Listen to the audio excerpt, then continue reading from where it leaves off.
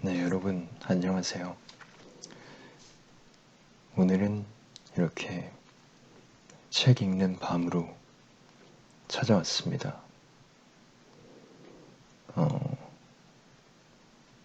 첫 번째로 읽을 책은 유광남 작가님의 이순신의 반역이라는 책이에요. 제가 한 6년 전에 굉장히 재밌게 읽었던 책 3권 중에 하나인데 이순신 장군님이 반역을 했으면 조선은 어떻게 변했을까? 라는 그런 궁금증에서 시작을 합니다. 되게 재미있게 읽었어요, 저는. 그래서 여러분들도 한번 읽어보시고 네. 읽어보셨으면 아니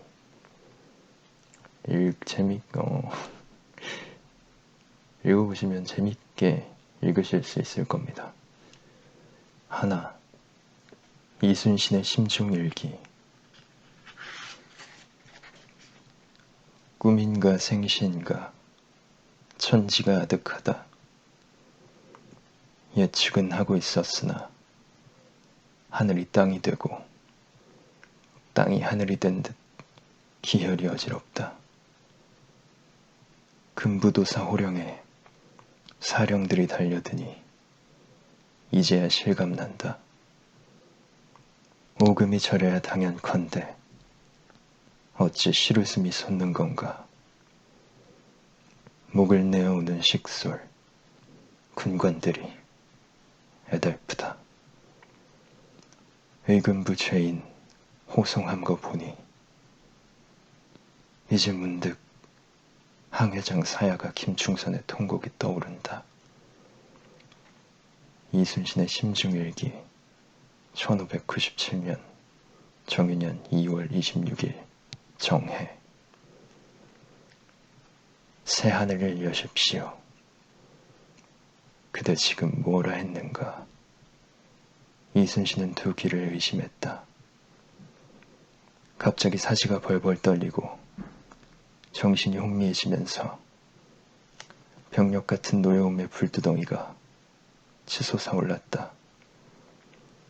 그러나 눈앞의 사내는 평소와 다름이 없었다. 그는 여전히 침착했고 몸가짐이 당당했다. 새하늘을 여시라 했습니다. 조선 백성을 위하여 새하늘이 열려야 합니다. 새하늘을 열라고 반역을 하란 말이지. 피가 역류하며 온몸이 떨려왔다. 왜구들의 함대가 미친 개떼처럼 바다를 뒤덮고 으르렁거릴 때에도 이순신은 떨리지 않았다. 그들이 물고 핥힐 때에도 이순신은 전혀 두려워하지 않고 오히려 그들의 급소를 노려 일거에 함몰시켰었다.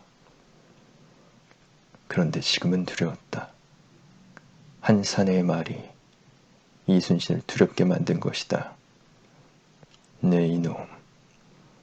이순신은 혼미한 떨림을 잊기 위하여 노성을 내질렀다.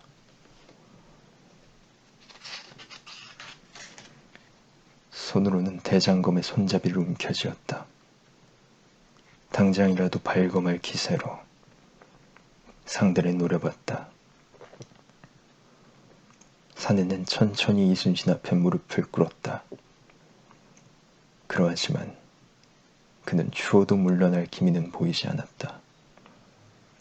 장군, 모르시는 겁니까? 정녕 모르시는 겁니까? 아니면 포기하시는 겁니까? 저들은 장군의 목을 원하옵니다. 저들은 이 나라 조선의 내일을 염려하는 것이 아니라 자신들이 소유하고 있어야 할 권력과 왕권과 안위가 목적이옵니다. 닥쳐라. 이순신은 칼을 뽑아들었다. 도신에서 뿜어지는 푸른 광채가 사내의 목에 닿았다. 이 사내의 이름은 김충선. 일본명은 사야가였다. 그는 주저함이 없었다. 이순신이 알고 있던 그는 역시 대장부였다. 죽음에 대한 두려움이 있었다면 감히 이 나라 조선으로 귀화하지 않았을 것입니다.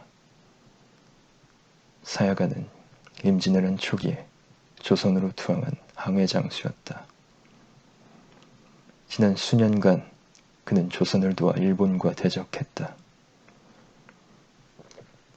이순신과 더불어 일본의 외성을 습격하는 수륙작전을 여러 차례 성공적으로 치렀으며 도원수 권율과 일병장 곽재우의 신임을 받고 있었다. 또한 임금으로부터 조선의 이름을 하사받았다. 그는 이제 조선인이었다.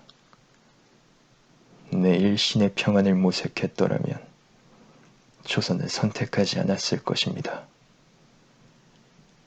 이순신의 대장검이 하늘로 치켜올랐다. 칼날은 섬세하였다. 예기의 푸른 섬광은 흔들리는 등불 아래 죽음의 그늘을 드리웠다. 입을 다물라. 불충의 대역죄로 참수하리라. 이순신은 그를 베고자 했다. 그의 목을 댕강절단하여 조선의 임금을 능멸하고 나 이순신을 모욕한 대가를 치르게 하고 말리라 다짐하며 손아귀에 힘을 실었다. 그런데 그가 고개를 저들었다. 울고 있었다. 자신의 조국을 당당히 배신하고 칼과 총을 귀신처럼 다루며 포화의 전쟁을 누비던 전사가 지금 눈물을 떨어뜨리고 있었다. 통곡이라 불러지는 울음이었다. 이순신이 알고 있는 사야가 김충선은 비장하고 담대한 사무라이였다. 그는 죽음을 두려워하지 않았고 포기를 몰랐으며 군인의 명예를 알고 있는 무장이었다. 전장에서 그의 손아래 희생당한 적병의 숫자가 수천 명은 헤아릴 수 있을 정도로 피의 전선을 넘나들던 용사였다. 그러한 그가 울고 있었다. 그의 눈물은 기이한 전율이 되어 이순신의 가슴을 파고들고 심장을 핥히었다. 당장 거두어라. 그 독사의 새치 혓바닥을 놀리지 마라. 굳은 날씨에 망령을 보아 허튼 수작을 하는구나. 이순신은 이미 그 눈물의 의미를 알아보았는지 몰랐다. 능동적 행동보다도 뇌를 통한 반응이 더 민첩했다. 이순신의 목소리가 다소 떨리고 있음이 그걸 반증하고 있었다. 아니었다면 이순신의 칼은 사선을 그으며 김충선의 목을 사정없이 내리쳤어야 했다. 혹시나 상대에게 이런 심경변화를 들킬세라. 이순신의 호흡이 다소 거칠어졌다. 낸 너를 아꼈었다. 낸 너를 믿었었다. 낸 너를 진심으로 대하였다. 그러했거늘. 그가 항변했다. 그래서 아뢰는 겁니다. 장군은 어찌 왕을 장군의 왕으로만 섬기려 하시는 겁니까? 왕은 신의 왕이지요. 만 백성의 왕이십니다. 왕은 그 누구에게나 왕이신 겁니다. 하지만 지금의 왕은 본인 자신만의 왕이십니다. 장군을 위한 백성을 위한 왕이 아니시란 말입니다. 칼을 쥔 손목의 힘줄이 푸르게 두드러졌다.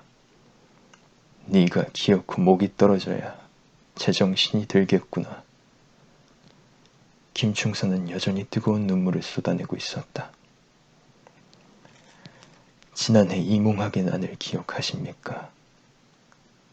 반란은 개가 일으켰는데 죽기는 호랑이가 죽었습니다. 개를 때려잡는다는 핑계로 호랑이를 잡아 죽인 것입니다. 김덕령을 말함이었다. 지난해 병신년 7월에 있었던 서울 출신의 이몽학이 외란의 혼란을 틈타서 역모를 끼하였다. 외적의 침입에 바로 대응하겠다는 거짓 선전으로 승려들과 가난한 농민들 수천 명을 규합한 반란군은 충청지방의 관할을 차례로 점령하고 홍주성까지 진격하였다. 관군의 연합 대응과 이몽학 부하 반군들의 변심으로 인해서 나는 평정되었으나 이 과정에서 의병장 김덕력이 모함을 받게 되었다. 그는 매우 뛰어난 장수로서 임진왜란 초부터 활약하여 백성들의 인기를 얻고 있는 맹장이었다. 조선의 왕 선조는 그가 싫었다. 미웠다. 백성들은 오직 자신만을 우러러야 했다. 그래서 왕은 김덕령을 매질로 때려 죽였다. 김덕령은 너의 막역교인이 그를 두둔치 마라. 김충선은 뜨거운 눈물을 흘렸다. 장군은 저의 지부이십니다. 피하지 마십시오. 외면하지도 마십시오. 길은 오직 두 갈래이옵니다. 새 하늘을 열어 조선의 백성을 지옥의 나락에서 구하든지 아니면 모렴치한 왕의 희생양이 되시든지 김덕령의 원기가 밤마다 소신을 찾아옵니다. 그 억울한 한해 피눈물이 사무쳐서 진정으로 사무쳐서 잠을 이루지 못하옵니다. 장군도 이제 그리 가시면 소신은 눈뜬 원기가 될 것입니다. 칼빛은 섬뜩하고 이순신은 단호했다. 눈을 감아라. 내 마지막 호의이니라. 그는 눈을 감지 않았다. 울음도 멈추지 않았다. 이래전에 어전회의에서 장군에 대한 죄상을 논하였다 합니다.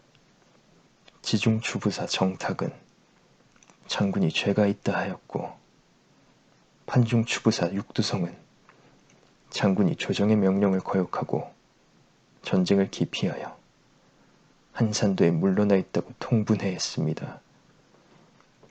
그러나 무엇보다도 위험한 것은 왕의 발칙한 발언이었습니다. 무엄하다.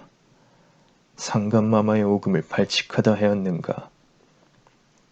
시정하시오. 그 위선의 오금으로 왕이 소리쳤다 합니다. 이순신은 용서할 수 없다. 비록 그의 손으로 일본의 외장 가토의 목을 베어오더라도 결코 그 죄를 용서해 줄 수 없노라. 조정을 업신여기는 이순신을 이라고 왕은 장군을 죽이려 하십니다. 이상하게도 이순신은 놀라지 않았다. 오히려 이래전에 어전에서 벌어졌다던 왕과 대신들의 입모양만이 선명하게 떠올랐다. 구중궁궐의 담장 안에서 나불거리는 잎들이 둥둥 떠다녔다. 시커멓게 썩은 혀는 날름거리고 굶어 터진 입술은 주둥아리가 되어 이순신의 온몸을 벌레처럼 기어다녔다. 그 주둥아리들은 임진왜란 내내 이순신에게서 기생했었다. 장군, 이제는 깨어나셔야 합니다. 저들은 장군의 충정을 오염시키고 장군의 충의를 모의로 해석하는 조선의 해충입니다.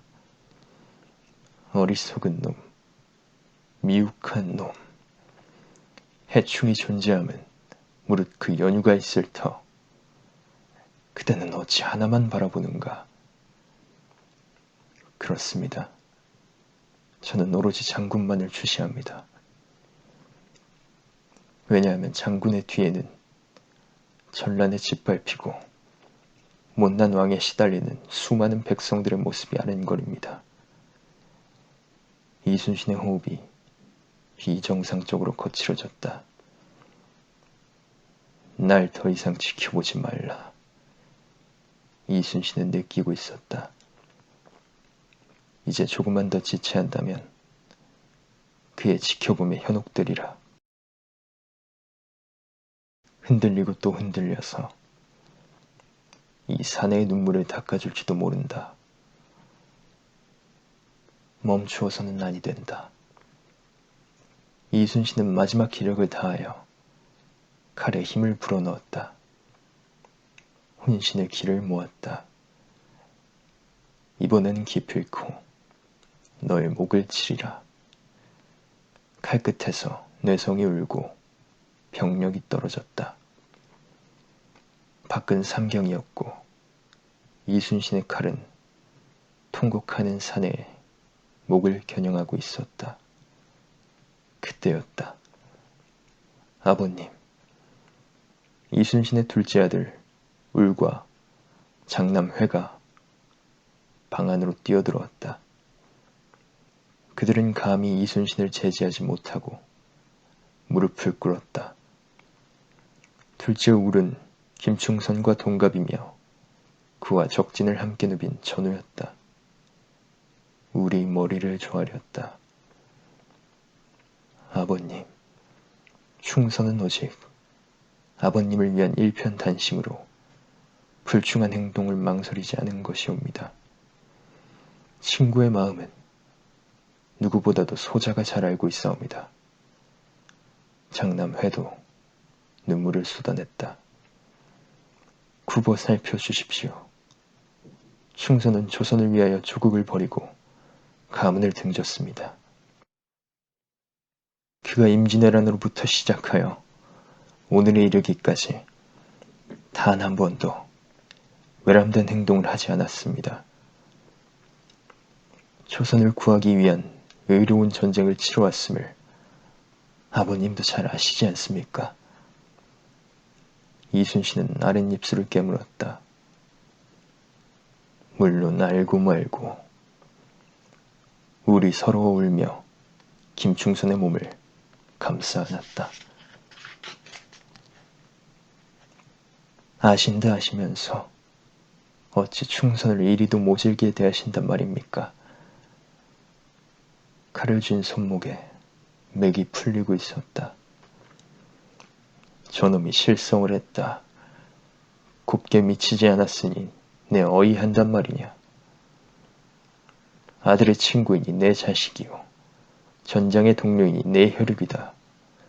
나 또한 놈의 절개를 지켜줄 방도가 이뿐이구나.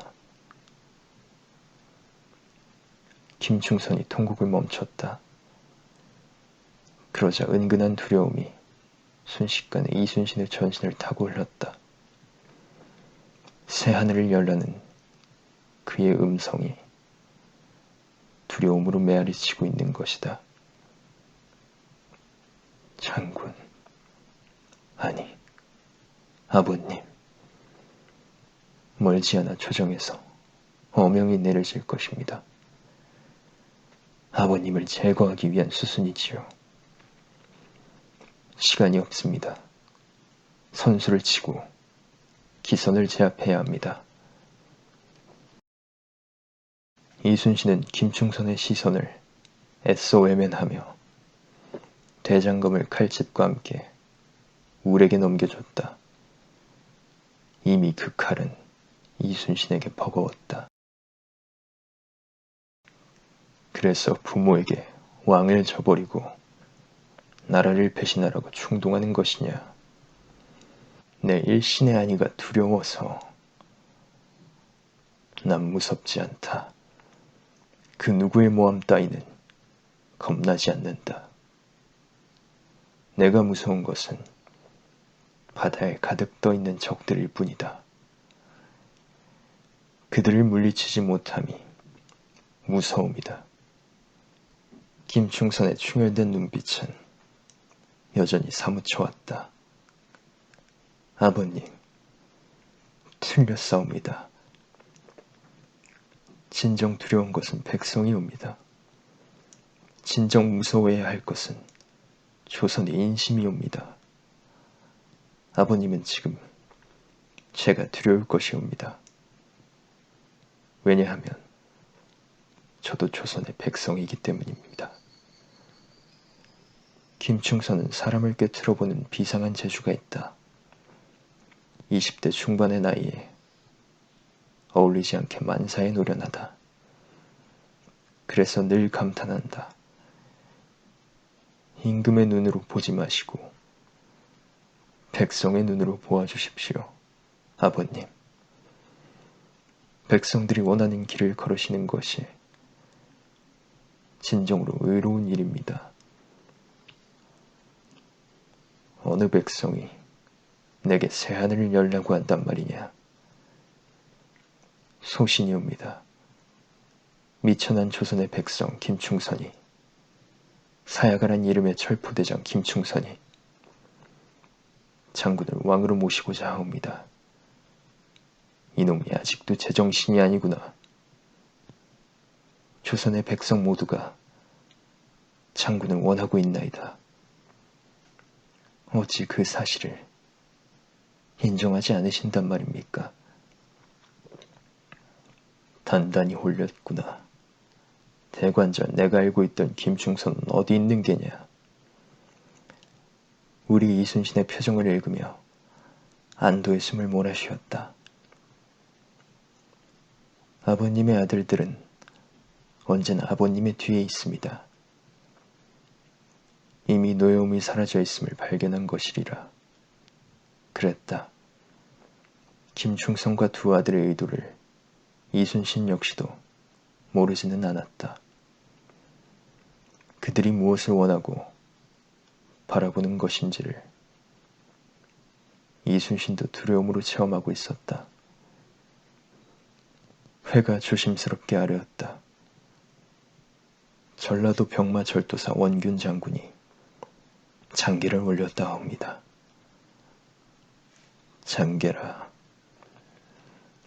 아버님의 수군 전략을 은연중에 비하하는 내용이옵니다. 이순신은 혀를 찼다. 원균에 대해서는 그저 가슴이 답답해질 뿐이었다. 언제부터인가 그의 이름이 불러질 때마다 혀를 차는 버릇이 생겼다. 원균은 용맹한 장수이지만 매우 단순하지. 조정의 명을 거역하는 날 보면서 참지 못했을 것이다. 그의 장계는 치졸하기 이를 데 없습니다. 이순신은 아이들을 외면하고 싶었지만 그러지 못했다. 그러니까 원균의 장계를 접하고 어전회의에서 나에 대한 징계를 논했다는 거 아니냐. 특히 상감마마의 진노가 대단하셨을 것이고. 충선아, 그렇다고 불충해서는 아니 되는 법이다. 김충선은 가볍게 한숨을 몰아쉬었다. 그러나 눈빛은 추호도 망설임이 없었다.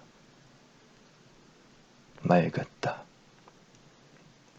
이러한 눈을 지니고 있는 사람은 절대 가볍지 않다. 아버님, 원균 절도사의 문제가 아니옵니다. 그렇다면 일본인 요시라인가? 우리 조선에게 가토 기요마사의 행적을 첩보하였던 고니시 유키나가의 간자? 이순신은 짐짓 김충선이 고대하는 대답을 하지 않았다. 물론 집요한 그가 순순히 물러나지 않을 것이란 사실도 미리 짐작하고 있었다. 김충선은 여지가 없었다. 외적의 술수에 말려들지 않기 위해서 어명을 거역한 아버님이십니다. 누구를 위한 결단이셨습니까? 임금은 이순신에게 요시라의 첩보를 전해주며 조선으로 잠입하는 가토의 함대를 수장시키라 명령했었다. 하지만 그 지시를 묵살하였다. 이순신에게 있어 함대는 조선의 마지막 수호신이었다. 신뢰할 수 없는 간자의 정보만으로 함대를 출동시킬 수는 없었다. 이순신의 함대가 외적의 술수에 의해 괴멸당한다면 그때는 더 이상 조선을 지킬 수 없기 때문이었다. 누구를 위한 결단이냐 물었사옵니다. 김충선의 재촉에 이순신은 대답하지 않을 수 없었다. 조선을 방비하기 위함이었다. 그렇습니다. 아버님은 이 나라를 지키고자 어명도 따르시지 않았습니다. 왕에 대한 충성이 아니라 이 나라, 이 백성을 위한 선택이었습니다. 그것은 실로 옳은 결정이었습니다. 다시 김충선의 말에 묵직한 힘이 실리기 시작했다. 그는 사람을 설득하는 재주도 뛰어났다. 이순신은 갈증을 느꼈다. 생각해 보십시오. 지금의 조정은 백성들의 고혈로 호의호식하면서 정작 백성을 위해서는 아무 일도 안 하는 자들로 채워져 있고 왕은 그러한 자들을 이용해 자리 보존에만 급급하지 않습니까? 정여립이나 이몽학이 출연한 것도 다 이 조정이 썩어 빠졌기 때문 아닙니까? 두고 보십시오. 이 전쟁이 끝나면 조선을 위해 모든 걸 바쳐 싸웠던 장군이나 의병장들도 조정의 썩은 무리들에 의해 김덕룡처럼 죽게 될 것입니다. 순간 이순신의 얼굴에 쓴 웃음이 지나갔다. 그래, 그럴지도 모르지. 그러나 새 하늘도 하늘이 여는 것이지 내가 여는 것이 아니야. 이순신도 김덕룡의 억울한 죽음 이후 앞으로 벌어질 일에 대해서 짐작하고 있었다. 이 전쟁이 끝나면 전쟁에 공이 있는 무장들과 의병장들도 혹독하게 숙청당할 것이라는 것을, 그래야 썩어빠진 왕과 조정이 계속 기득권을 누리고 편안하게 백성을 수탈할 테니까. 김충선은 물러날 기미를 보이지 않았다. 아버님을 위해 우리들이, 그리고 백성들이 하늘이 되도록 하겠습니다. 울도 거들었다. 원균 전라병사에게 경상도 수군 통제사를 임명하는 유서가 전해졌다고 합니다. 이것은 무엇을 말함이옵니까? 회의 음성도 떨려나왔다. 아버님이 매우 긴급하옵니다. 위급하옵니다. 이제 보니 이 아들들은 이미 작당을 하고 있었다. 자신을 향해서 시시각각 조여오는 조선의 왕 선조의 맛으로부터 애비를 구원하고자 자식들이 모의를 꾸민 것이다. 김충선은 덥석 이순신의 손을 거머쥐었다. 아버님의 한 마음이 새로운 조선을 건국할 수 있습니다. 외적에게 치이고 명나라에 빌붙고 여진족에게 무시당하는 조선이 아닌 강하고 당당한 나라 조선을 말입니다. 그의 말은 틀리지 않았다. 조선의 금수강산이 임진년 외적의 침략으로 철저히 유린당하였다. 명나라는 대국이라고 거들먹거렸으며 여진 오랑캐들은 북방을 넘나들며 약탈을 일삼았다. 이 모든 것이 조선의 조정이 조선의 군대가 무력하기 때문에 빚어진 참화였다. 강한 조선, 당당한 조선, 그 어느 누구도 조선의 백성 단 한 명을 상하게 할 수 없는 강력한 조선, 이것은 이순신의 염원이었다. 어이없는 일이다. 지금의 이순신은 단지 이렇게 중얼거렸다. 맞습니다. 너무 어이가 없어서 우리들이 이 깊은 심에 잠을 이루지 못하고 아버님을 뵙는 것입니다. 그런가. 지난 수년간 아버님은 외적으로부터 조선의 남해를 사수하셨고 그로 인해서 조선을 구하는데 혁혁한 공로를 세우셨습니다. 조선의 백성이라면 그 누구 하나 장군을 기리지 않는 이가 없습니다. 오직 임금만이 아버님을 그리 생각하지 않고 있습니다. 그렇다면 왕은 날 어찌 보고 계시는가? 김충선은 이때 단호했다. 오로지 제거해야 할 대상으로 분류하고 있습니다. 임금이 나의 왕이 과연 그러한가? 지난 수년간 이순신은 오직 이 나라, 이 백성을 위해 헌신적으로 생사의 바다를 누벼왔을 뿐일진데 왕은 나를 버리고자 한다.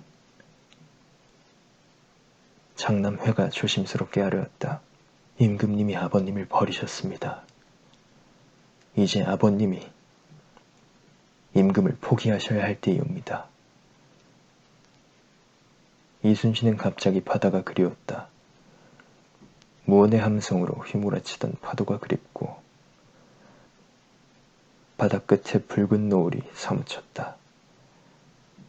왕이 나를 버렸다. 남해의 귀선으로 조선을 구했다고 용안을 온통 눈물로 적시며 아이처럼 좋아하셨던 임금이었다.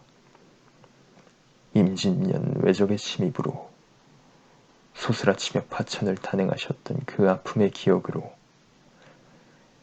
나의 승전보에 감동하시어 나 이순신만을 믿는다 하셨던 상감이었다. 그 신뢰는 바다 안개처럼 희미했고 의혹은 수평선 마냥 길었다. 바다가 보고 싶다. 삼경의 바다는 깊은 어둠이었고 이순신의 가슴은 그보다 더 짙은 암흑이었다. 비가 내리고 있었다. 둘, 사야가의 난중일기. 왕답지 못한 왕을 주군으로 모시는 것은 조선의 불행이다. 왕실은 존엄하지 못하고 신하들은 당쟁과 아첨으로 역사를 오염시킨다. 조선은 희망이 없는 나라. 누가 구원할 수 있는가? 나는 영의정에게 간구할 것이다. 유일한 조선의 대안은 이순신의 나라. 새로운 역사. 이순신의 나라. 사야가 김충선의 난중일기 1597년 2월 27일 무자. 비는 섬광을 동반하였다. 침전을 가로지르는 푸른빛에 궁녀를 안고 있던 조선의 14대 왕 선조는 화들짝 놀라 깨었다. 식은땀이 등줄기를 타고 흘렀다. 궁녀가 놀란 눈으로 몸을 일으키며 불을 밝혔다. 그녀의 유방이 출렁거렸다. 마마, 무슨 일이시옵니까? 이딴 흉몽이라도 꾸신 겁니까? 20여 세를 채 넘기지 않음직한 궁녀는 분홍빛 부푸른 가슴으로 선조를 끌어안았다. 왕은 감흥이 일어나지 않았다. 그래, 꿈이었다. 바닷가에서 거북이들이 떼를 지어 기어올랐다. 한꺼번에 무리를 지어 백사장을 뒤엎어버린 거북이의 행렬은 끝이 보이지 않았다. 선조는 놀라서 주저앉았다. 그의 몸으로 거북이들이 하나둘 기어오르기 시작했다. 그런데 놀랍게도 그 하나하나 거북이의 등껍질에는 임금 왕이 선명하게 새겨져 있지 않은가. 처음에는 신기했다. 왕에게 달려든 왕의 글자를 등껍질로 삼고 있는 거북이들이 짐이 너희들의 왕인가. 선조는 꿈속에서 중얼거렸다. 그러다 문득 귀갑선을 떠올렸다. 일시에 호흡이 멈췄다. 거북이들이 떼를 지어 목구멍으로 꾸역꾸역 기어들었다. 공포감이 전신으로 엄습했다. 바다거북의 짜고 비린 냄새가 역하게 후각을 진저리치게 만들었다. 물러나라. 선조는 황망히 궁녀를 밀어버렸다. 벌거벗은 나신이 저만치 날아가 금빛 찬란한 촛대와 함께 병풍 끝에 나뒹굴었다. 궁녀가 몸을 사리면서 덜덜 떨었다. 마마, 고정하옵소서. 왜 이러시옵니까? 선조가 궁녀를 노려봤다. 니년의 조통에서 거북이 냄새가 난다. 궁녀는 순간적으로 자신의 젖가슴을 내려다보았다. 출산을 경험하지 않은 수줍은 유방은 팽팽한 긴장감으로 위축되어 있었다. 하지만 누구보다도 풍성하고 도발적인 육감은 여전히 유혹적이었다. 이 가슴으로 선조를 매혹시켰었다. 마마, 그럴 리가 있사옵니까? 간밤에는 소첩의 가슴에 식은땀을 흘리시오. 거북이 냄새를 하시오면 혹 당장 물러가라. 선조는 고함을 치며 궁녀를 외면했다. 놀란 것은 궁녀만이 아니었다. 선조를 그림자처럼 수행하는 내관이 졸고 있다가 벼락을 당하여 허둥댔다. 주상전하, 고내관이옵니다. 헌부의 지평 강두명을 부르라. 왕은 술라군에게 쫓기는 도둑처럼 서둘렀다. 내관은 영문도 모르고 급히 왕명을 받았다. 이 계집을 끌어내라. 궁녀는 미처 의복도 챙겨 입지 못하고 끌려나갔다. 선조가 한 차례 경기를 치르고 숨을 몰아쉬고 있을 때 석가래 위 천정에서 작은 금속형의 조각 하나가 반짝였다.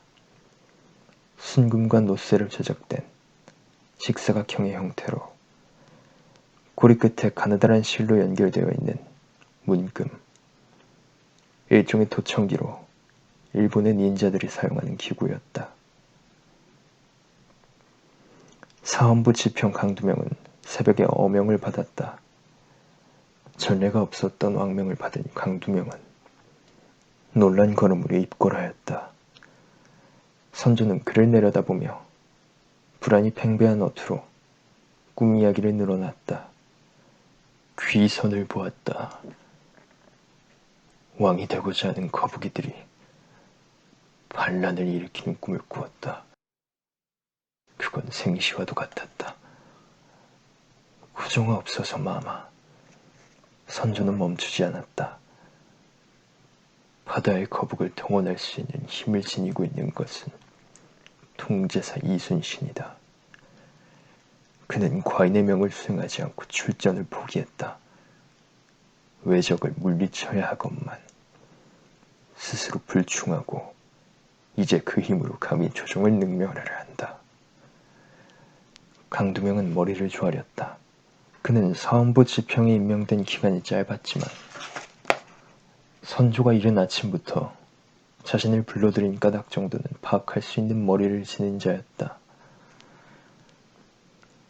통제사 이순신의 죄과는 용서받지 못할 것이옵니다. 헌부에서는 즉시 응징하도록 조치를 취할 것이옵니다. 선조는 뒤숭숭한 꿈의 마무리를 이순신의 제거로 작정하고 있었다. 그에게로 쏠려있는 민심은 선조에게 있어 불안할 정도가 아니라 극심한 두통과 소화불량의 폭통을 동반하고 있었다. 통제사가 이제는 꿈속에서조차 과인을 괴롭히고 있도다. 강두명은 엎드려 물러난 후 즉시 헌부의 이름으로 이순신을 포박 압송하여 벌을 내리고자 청하였다. 이 소식은 즉각 서해 유성룡에게도 날아갔다. 사헌부에서 말인가. 영의정 유성룡은 어지러움을 느꼈다. 대관절 사헌부가 전란의 현장에서 구국을 위한 장수들을 피나는 노고를 어찌 평가할 수 있다는 말인가. 더구나 이순신이 누구인가. 임진원년의 패배의 조선을 위기에서 구원한 명장이 아니던가. 이건 아니다. 눈을 감았다. 외고집의 원리 원칙을 중시하는 이순신의 결연한 얼굴이 떠올랐다. 그는 이번 위기를 어찌 감당할 것인가. 가슴이 먹먹해졌다. 유성룡은 이대로 눈을 감고 영영 귀를 닫았으면 싶었다. 조정에서 물러나기를 여러 번 선조에게 간청했으나 받아들여지지 않았다.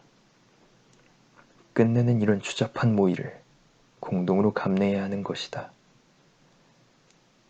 끝내 조선이 자멸하려는가. 탄성이 나직이 세워놨다. 삼도 수군 통제사 이순신이 지키지 못하는 남에는 상상도 할 수 없는 일이었다. 외적은 갖은 술수로 이순신을 고립시켰고 조선의 조정은 이순신을 시기했다. 외적으로부터 남해를 사수한 유일한 승장이며 맹장인 이순신은 조선 백성들의 우상이었으며 전수군의 신하였다. 유성룡은 눈을 떴다. 눈물이 촉촉하게 배어나오고 있었다. 그대에게는 면목이 없구나. 차라리 내 그대를 조선에 천구하지 않았었다면 그대는 오늘의 화를 당하지 않았을지니. 이미 유성룡은 짐작하고 있었다. 이순신이 겪어야 할 참상에 몸소리를 쳤다. 국문을 당하고 전신을 갈갈이 난도질당하여 끝내 죽게 되리라. 왕의 분노는 극도의 시기심에서 비롯되었고 그 질투의 칼끝은 이순신을 향해 있었다. 피할 수는 없다. 도망칠 수도 없다. 이순신에겐 이제 죽음만이 존재할 뿐이다. 미안하구나. 정녕 미안하구나. 유성룡의 눈물은 샘처럼 솟아나왔다. 그때였다. 대감은 누구를 위해 눈물을 쏟는 것이오. 나직한 음성이었으나 유성룡에게는 청천벽력과도 같았다. 분명 이곳은 그의 내당이었고 인적은 더욱이 없었다. 머리끝이 하늘로 치솟았다. 누가 대관절 암암리에 자신을 지켜보고 있었던가. 그 눈물이 통지사 이순신 장군을 향한 것이리라. 믿어도 되옵니까? 유성룡이 등지고 있던 병풍 뒤에서 한 사내가 걸어 나왔다. 일면식도 없던 사내였다. 눈빛은 맑고 예리했으며 콧날이 당당했다. 건장한 체구였으며 군살엔 찾아볼 수가 없었다. 범상치 않은 젊은이였다. 대관절 누구인가? 누구길래 이렇게 무례한 것인가? 그래도 일국의 재상이었다. 두려움이 없는 것은 아니었으나 유성룡은 사내의 허리춤에 걸려있는 환도를 눈여겨보면서도 후령했다. 사야가 김충선이라옵니다. 그 이름을 알고 있었다. 항복한 외적 출신으로 조일전쟁의 선봉에서 조선을 위해 맹활약을 펼쳤던 일본인이었다. 왕은 그에게 조선의 이름과 벼슬을 주었다. 그리고 사실 손꼽아 만나보고픈 사람이었다. 김충선, 무엄하구나. 감히 여기가 어디라고 침입을 하는가. 김충선은 고개를 숙였다. 서해 대감님에게 무례를 범했음을 용서하십시오. 하지만 사태가 급박하여 예의를 차릴 시간이 없었습니다. 당장 물러가거라. 그럴 생각이었다면 어찌 방문을 했겠습니까? 하인들을 부르려야 대감이 그런 경솔한 행동을 하실 분이 아니란 것을 알고 왔습니다.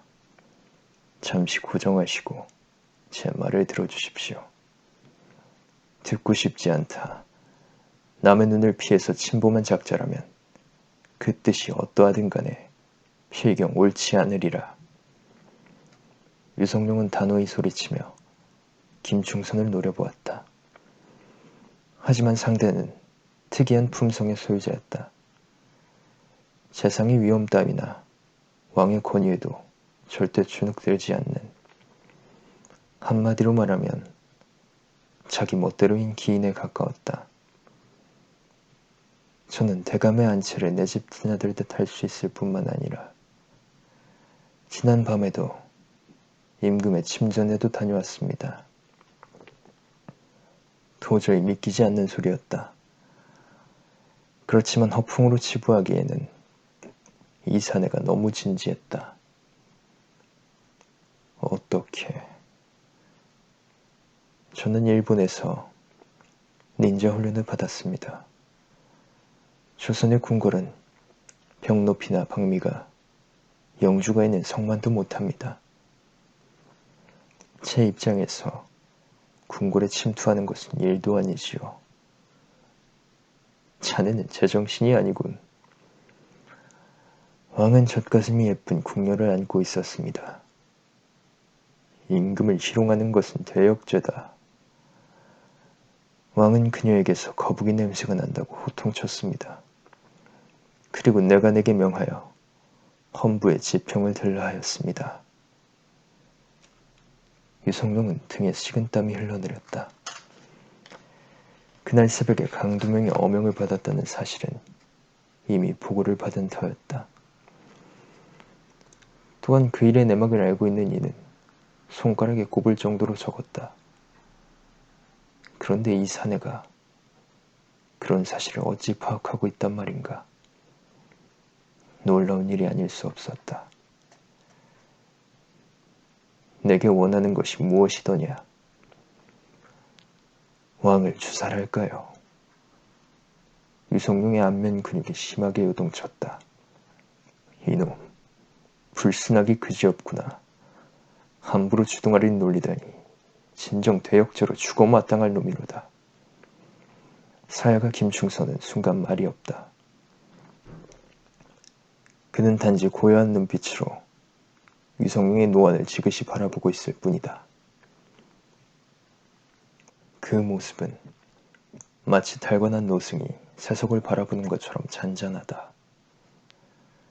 풍진 세상에 무력을 위해 인성을 저버린 군상들의 행렬을 주시하는 어린 나이의 해맑은 눈동자와 닮아 있었다. 유성룡은 가슴이 철렁 내려앉았다.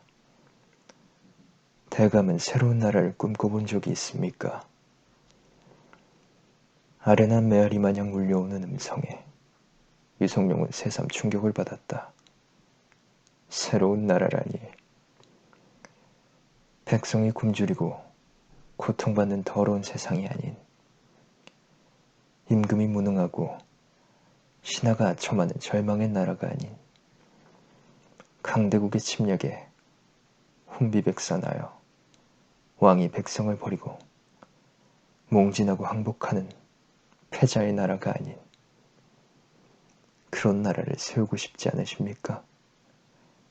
서해 유성룡의 머릿속에 큰 범종 소리가 울렸다. 넌 누구냐? 바른 나라를 세우십시오. 이순신 장군의 나라 사랑을 멈추지 않게 해주십시오. 백성을 위한 백성들의 나라를 건국하십시오. 통제사의 사람인가? 정녕 이순신이 보냈는가? 김충선이 고개를 저었다. 대감을 배려하신 적은 있었지만 이런 식은 아니었습니다. 장군을 모르십니까? 장군의 머릿속에는 오로지 임금에 대한 충성과 백성의 안위만으로 가득합니다. 거기 새로운 조선을 심어야 합니다. 그 불씨를, 뿌리를 대감만이 심으실 수 있습니다. 그건 고려 왕실이 무엇 때문에 조선으로 바뀐 것입니까? 누구를 위해서 조선이 건국되었습니까? 그건 이 결의, 이 민족, 이 백성 때문이 아니었습니까? 대감, 남으로는 외적 일본이 전쟁을 일으켰습니다. 북으로는 여진족이 흉맹하고 서쪽에는 대명의 무리들이 군신관계를 자처하며 도사리고 있습니다. 조선은 강해져야 합니다. 절대의 강함으로 그들을 제압해야 합니다. 그것은 조선의 신하 유성룡도 꿈꾸는 일이었다. 그건 불가능한 일이다. 유성룡은 강하게 부정했다.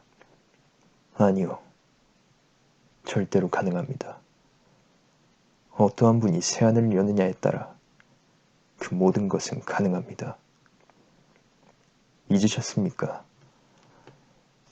이순신 장군의 함대는 임진년의 일본 함대를 맞이해서 옥포, 하포, 적진포, 사천, 당포, 당항포, 율포, 한산도 대첩에 이르기까지 전 해전을 승리로 이끌었습니다. 전승이었습니다. 인정할 수밖에 없는 전과였다. 그 때문에 오늘날까지 조일전쟁에서 패배하지 않고 버틸 수 있었던 것이다.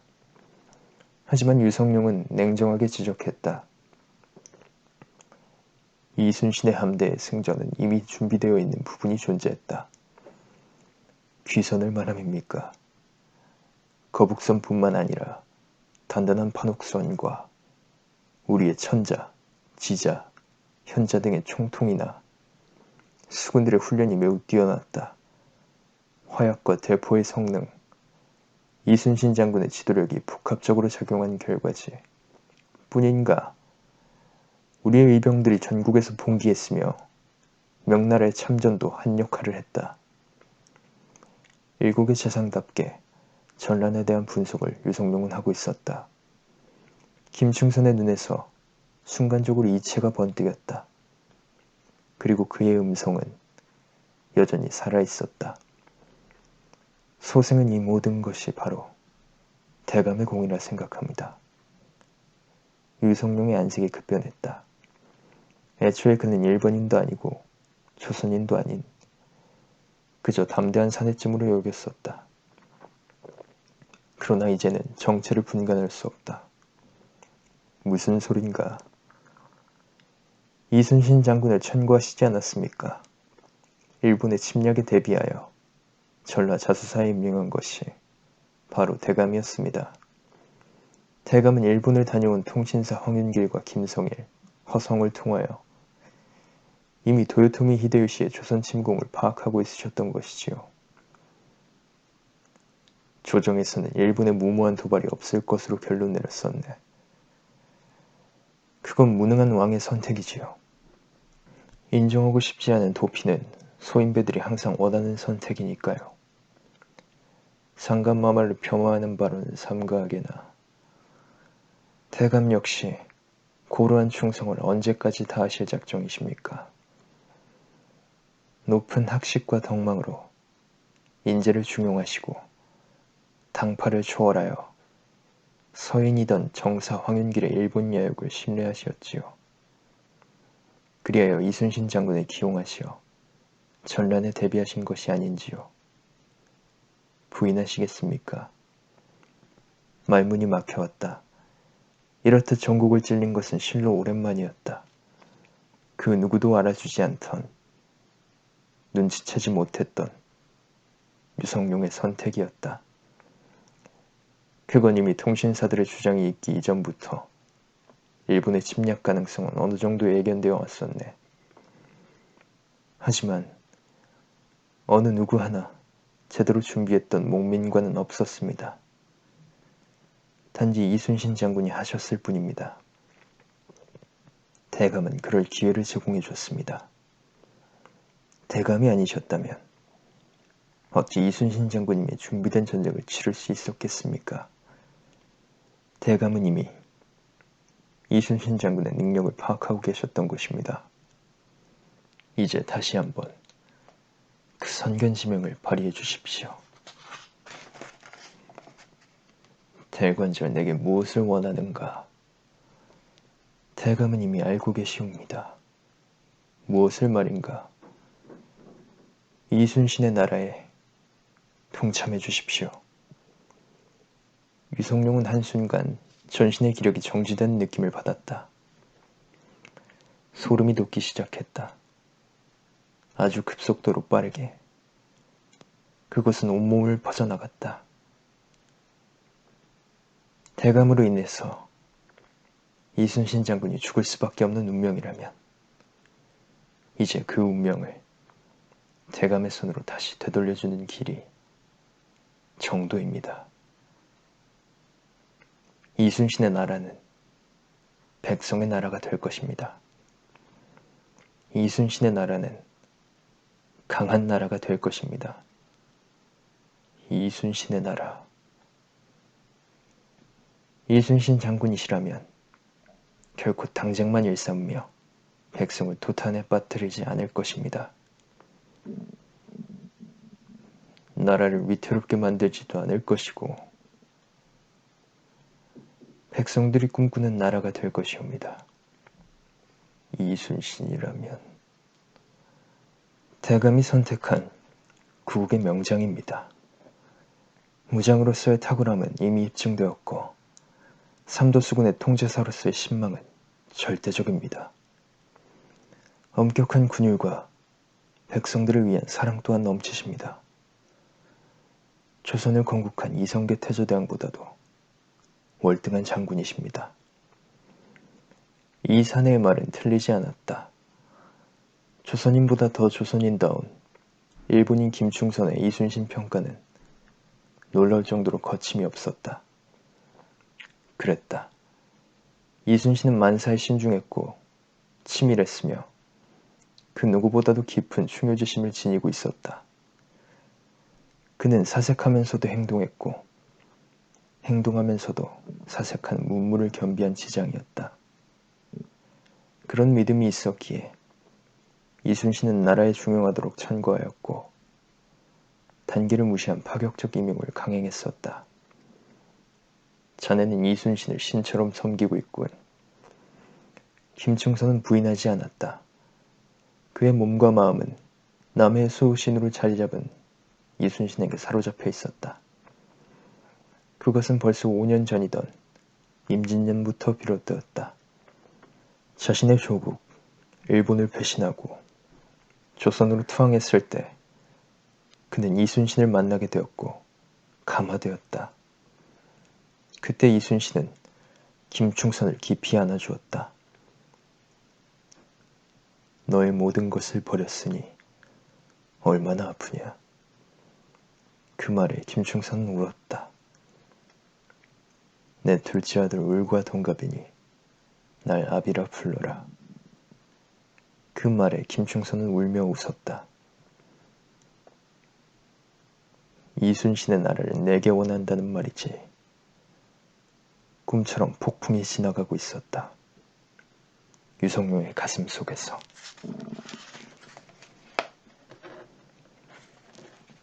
네, 여기까지 읽도록 하겠습니다. 어떻게 재밌게 들으셨나요? 이 다음 내용부터 또 굉장히 재밌어지는데 여러분들이 이 책을 듣고 흥미가 생기셨다면 스타북스에서 구매하셔서 읽는 걸 추천드립니다. 네, 오늘 이렇게 첫 번째 책을 읽었는데 괜찮게 들어주셨다면 네, 감사하겠습니다. 그럼 다음에 또 찾아오겠습니다. 안녕.